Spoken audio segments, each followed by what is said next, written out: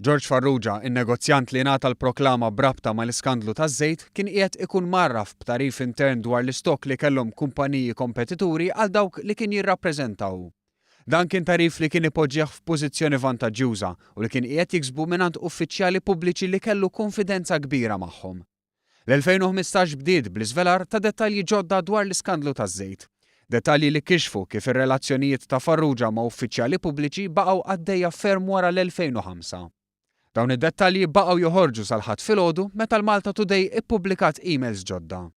Dawn l-emails juru kif ċertu Leli Mizzi, manager fl-Enemalta, kien qed jgħaddi dan it-tarif konfidenzjali.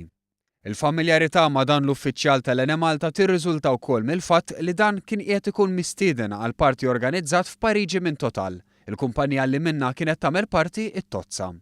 Dawn huma kumpaniji kbar li tagħhom George Farrugia kien aġent u kienu jirbħu l-kuntratti taż-żejt fl-Enemalta b'mod regolari.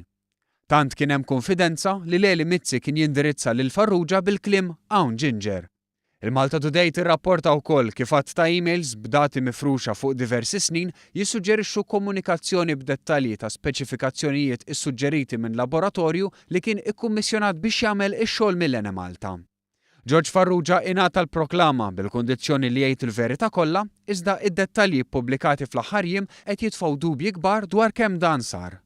Fil-fatt Farrugia kien interrogat mill-ġdid mill-Pulizija, filwaqt li l-Prim Ministru Joseph Muscat wissa li jekk mill-investigazzjonijiet jirriżulta li ma ntqalitx il-verità kollha, il-Kabinett jikkunsidra l-irtirar tal-proklama.